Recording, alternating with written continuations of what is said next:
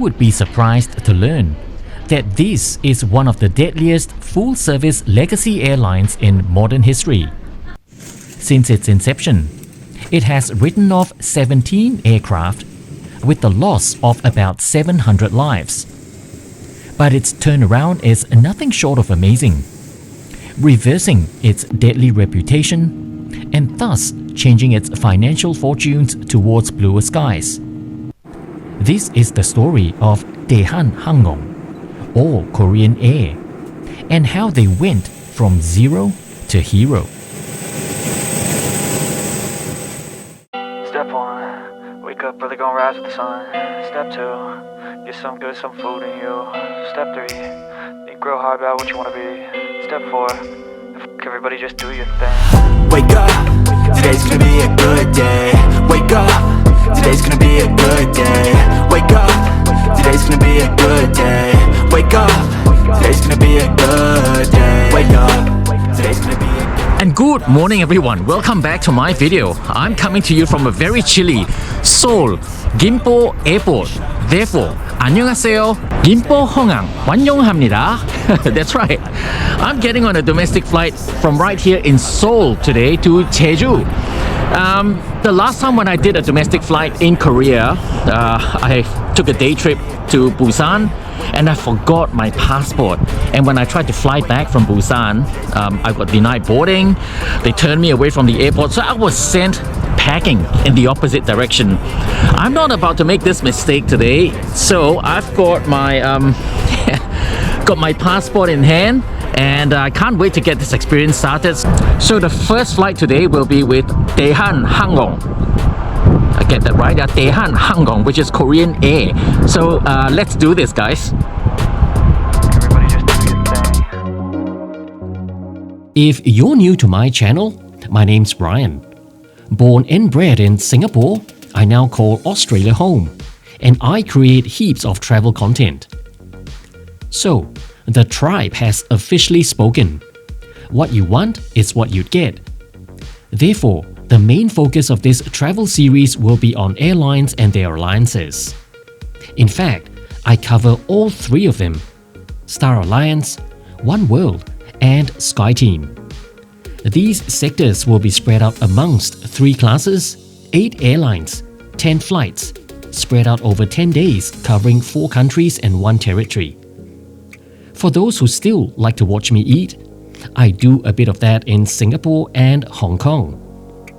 These videos will be linked in the description below in chronological order, as and when they're published. If you'd like to make a direct impact into the growth of my channel, give me a like and share this video with a friend. Even better, hit subscribe and the bell icon so you won't miss what's coming up. So here's a heartfelt thanks from down under. Oh my god, guys, it is snowing! Oh! I can't believe it's snowing in Seoul. You know, I'm really excited because it's been a while since I've actually seen snow. The last time I saw it was, I was 12 in Mount Whitney when I was traveling between California and Nevada. So today, here in Seoul, I finally get to see snow again after all that time. So yes, I am a bit excited.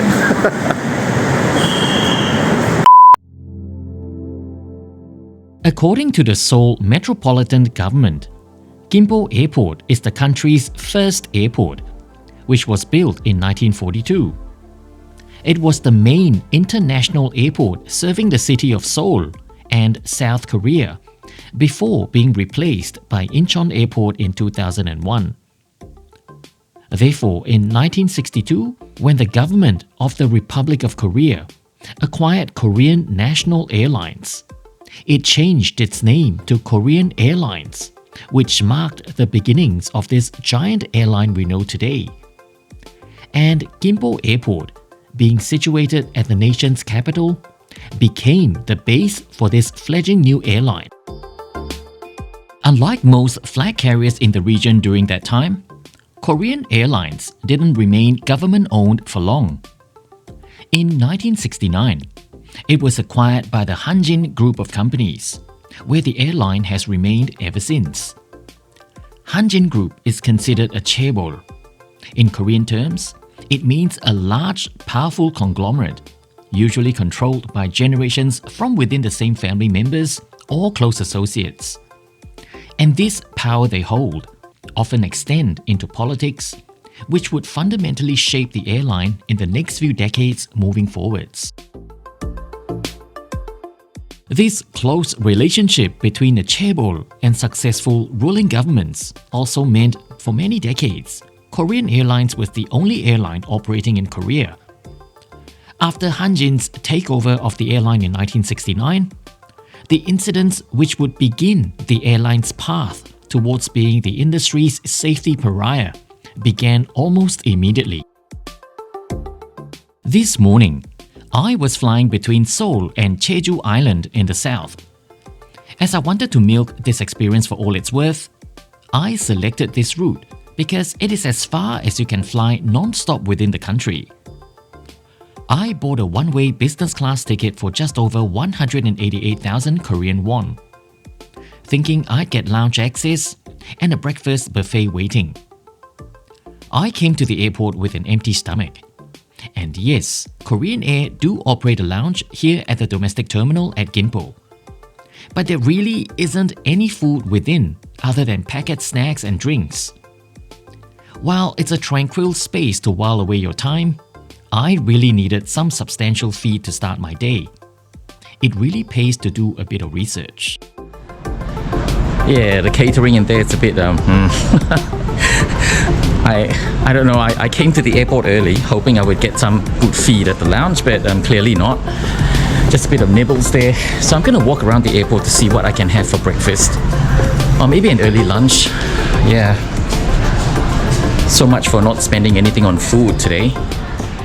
Another lesson learned when you're flying domestically from Gimpo Airport. All restaurants are located landside before security. Here at airside, there are only food kiosks selling bakery goods and snacks. Since arriving and departing passenger traffic is segregated, I could not backtrack into landside without causing unnecessary issues for the staff. Oh well, these sandwiches are better than nothing, I suppose. I wonder if there is food on board for a domestic flight in business class. We begin the airline's tragic history in January 1971, when a domestic flight between Sokcho and Seoul was hijacked by a man armed with hand grenades. He demanded the aircraft be flown to North Korea. Fighter jets from both countries attempted to intercept the passenger plane as it approached the border, with the ones from the north intending to shoot it down. The hijacker was shot and killed by the air marshal on board, and the grenade which was in his hand fell to the floor and exploded. The co-pilot, in an act of bravery, blocked the blast with his body and died from his injuries. The remaining pilot then crash-landed the aircraft on a beach in Gangwon in South Korea, with no further fatalities. During the Cold War, airlines from Japan, South Korea, and Northern Europe flew back and forth via Anchorage in Alaska, avoiding Soviet airspace. In April 1978, flight KE 902 departed Seoul for Anchorage, and after a refueling stop, departed for Paris Orly Airport. Over the North Pole, Canadian ATC raised the alarm to the flight that they were straying into Soviet airspace. Despite attempting to correct their flight path, the crew of KE 902 flew further off course and was eventually intercepted by Soviet fighter jets after the aircraft did not respond to multiple requests from the ground. Despite fighter jets attempting to communicate by waggling its wings and raising it over the international emergency frequency, KE 902 continued in silence. Despite the fighter jet's report that it was intercepting a civilian airliner, the order was given to fire. The first missile missed, while the second missile hit the left wing, and the debris punctured the fuselage and caused a rapid decompression. 2 passengers were killed at this stage. The aircraft eventually crash-landed onto a frozen lake in the Kuala Peninsula. With the success of the country's high-speed rail network, Korean Air's domestic flights have shrunk accordingly over the years. This morning, we were boarding a Boeing 737-900, registered Hotel Lima 7708, which first flew in August 2002, making her just under 23 years old for this flight. And the age of this aircraft is very well reflected within. There are 8 seats in business class, which are upholstered in this rich brown fabric with a leather headrest. Being in row number 1, the legroom is endless. And we have these seat controls, which gives you an indication of just how old this aircraft is. Despite her age, this seat is far more comfortable than new generation ones because of its generous padding. As we head into the 1980s, there would be an average of 1 incident roughly every 1.5 years. We begin the decade with 2 747s. One landing in Seoul Gimpo Airport and crashed on landing, broke apart, and caught fire. 14 people died in that crash. And this was followed very closely by Flight 903 in Manila. It overshot the runway during an aborted takeoff and came to a rest just outside the airport's perimeter fence, blocking a highway. Thankfully, everyone survived the second incident. It didn't take long for the next headline-grabbing event to happen. And this would be the deadliest accident for Korean Air. On the 1st of September 1983, Flight 007 departed Anchorage for Seoul. The flight heading Flight 007 had chosen was very minutely off to the north. As this mistake wasn't corrected, this minute deviation became one which would bring them into Soviet airspace over Kamchatka Peninsula further into the journey. As a Soviet fighter was scrambled to meet the aircraft, in the dead of the night, there was no way to make out delivery of the passenger 747. To heighten the situation, the US was also flying the Boeing RC-135 near Kamchatka on a reconnaissance mission.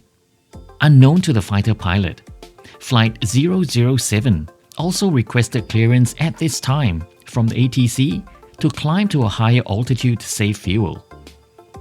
Seen as an evasive maneuver and unable to visually identify a civilian airliner, the order to fire was given by the commander of the Soviet Far East District Air Defense. The missile detonated 50 meters from the rear of the 747, and the shrapnel tore holes in that area, cutting off crucial hydraulic lines, rendering the aircraft uncontrollable. It pitched up quickly, stalled, and then spiraled into the ocean, breaking up as it fell to earth, killing all 269 occupants on board. Between this accident and the next one, the airline wrote off one DC-10 cargo aircraft when it took off from the wrong runway in Anchorage and collided with a light aircraft. A Boeing 727 was hijacked in 1987 on a domestic flight from Seoul to Jeju, this very sector I'm on right now, and demanded to be taken to North Korea. He was thankfully overpowered by a sky marshal and arrested on landing. I will touch on the next accident after takeoff, because that is one tragic event filled with sadness and espionage.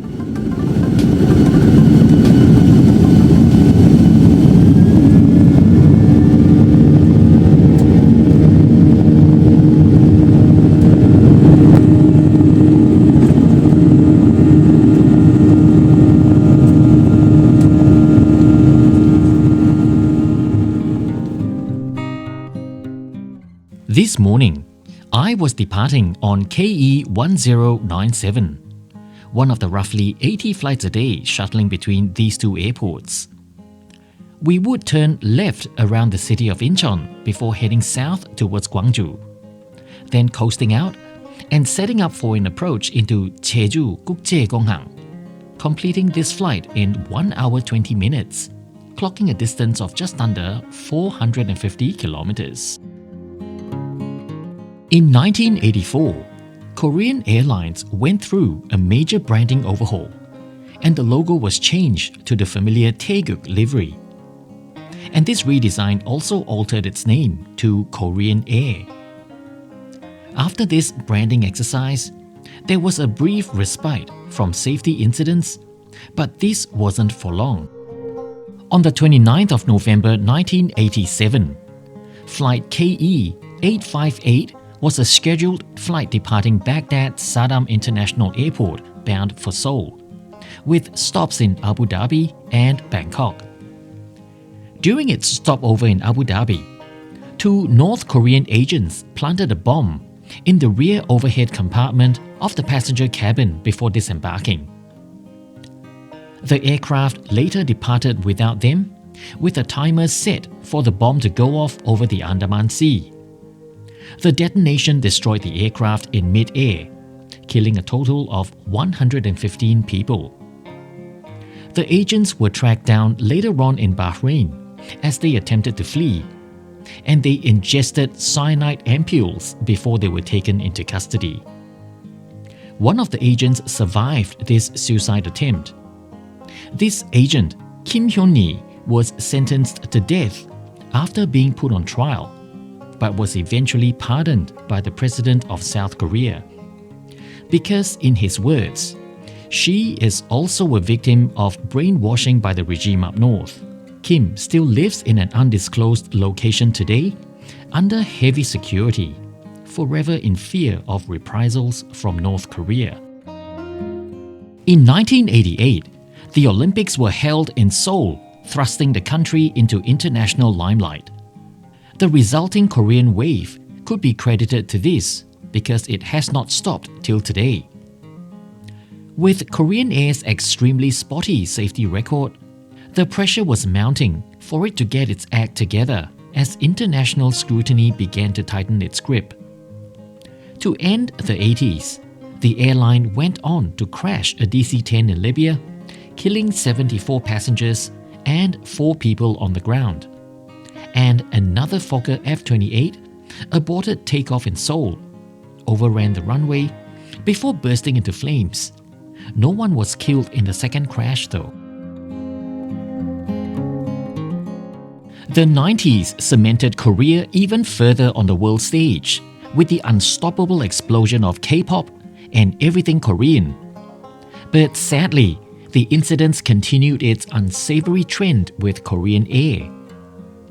We start the decade with a Boeing 727 landing in Daegu, with its gears still up, because the cockpit crew was just so distracted during the approach, they forgot all about it. There was thankfully no serious injuries. Another Airbus A300 was lost in 1994 while landing in Jeju. It overran the runway, crashed into an airport wall, and burst into flames. All passengers were safely evacuated. The most tragic accident was yet to come. On the 6th of August 1997, a Boeing 747-300 operating flight KE 801 was approaching Guam after its flight from Seoul. All 3 members of the cockpit crew failed to cross-check the execution of the approach, leading to the aircraft to crash into a hill. While a handful of survivors managed to climb out of the wreckage, majority of the fatalities occurred with many still trapped within the burning aircraft crying out for help. Those cries were soon engulfed by the flames, culminating to a total of 229 deaths. That crash in Guam marked the turning point for the airline. They had once again killed a large number of people under its care. As they tried to grapple with organizational changes to arrest deep cultural issues, 2 more crashes occurred in 1999. The first one involving an MD-11 cargo aircraft taking off from Shanghai Hongqiao Airport. The cockpit crew misunderstood ATC's instruction, which was relayed to the flight in meters, and the crew misunderstood this to be in feet.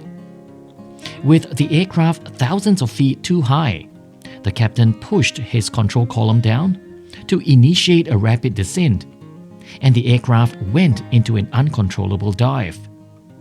The plane plunged to the ground, killing all 3 crew members and 37 people on the ground.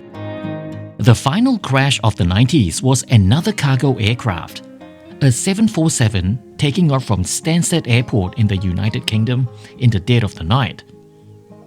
Entering the clouds, the captain banked the aircraft to the left, but his faulty instruments showed he wasn't banking at all.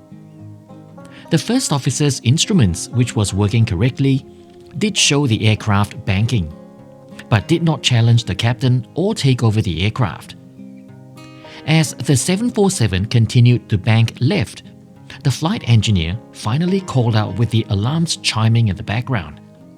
But the captain ignored all of this, and the end result was the aircraft plunging to the ground at the 90-degree left bank angle, killing all 4 crew members on board. Up till now, there has been very little accountability for the airline because of the far-reaching powerful influence of Nanjing as a chaebol had kinda sheltered Korean Air from having to answer for its actions. But the public was losing patience. Even the ruling president in 1999 called Korean Air a national embarrassment and decided not to ride the flag carrier for his official trip across the Pacific to the US. Instead, he flew ASIANA Airlines. Korean Air's code-sharing partner, Delta Airlines, soon suspended its agreement, citing the poor safety reputation. Other airlines like Air France and Air Canada soon terminated their code shares as well. Finally, in 2001, the FAA downgraded Korean Air's safety rating and blocked all South Korean carriers from any further expansion within the US. This, of course, unfairly affected ASIANA Airlines as well. Much of the new millennium was dedicated to overhauling the airline's organization from the inside out.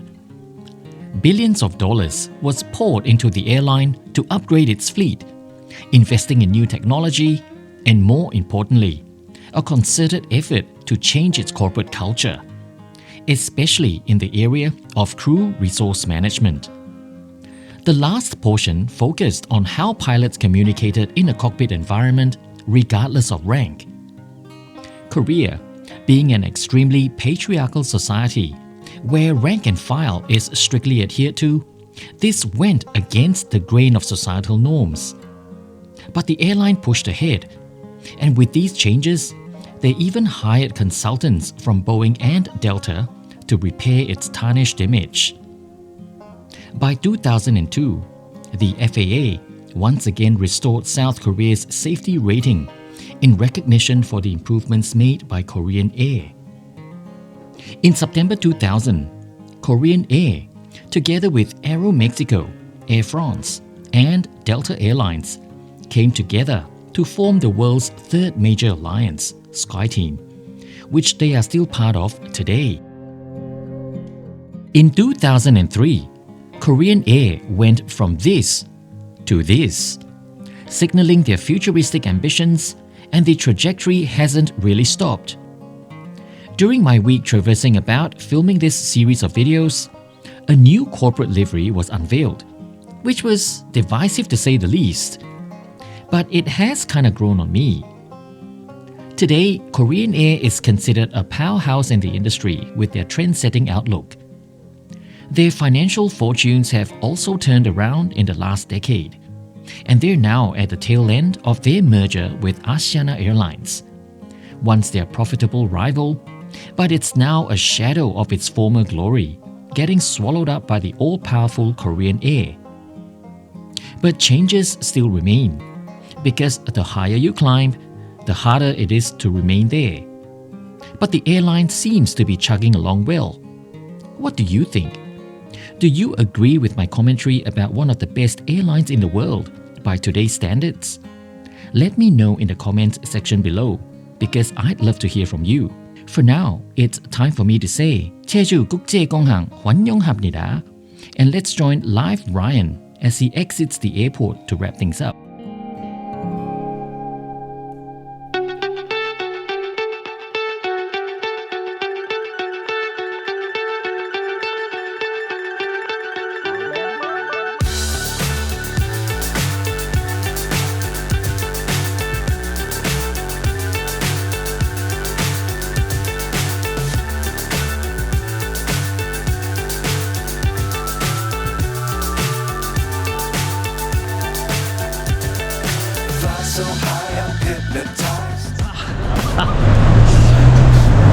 Well guys, welcome to Jeju Island. Yeah, I'm in Jeju International Airport. So that was my experience with Korean Air in business class. They call it prestige class, on a very short flight between Gimpo International to here in Jeju International Airport. Well, I've chucked details of my Instagram on your screen right now, so hit me up there. Chuck me a follow so you can come along with me on my travels in real time. Hit subscribe and the bell icon, and I will see you for the next video. Bye.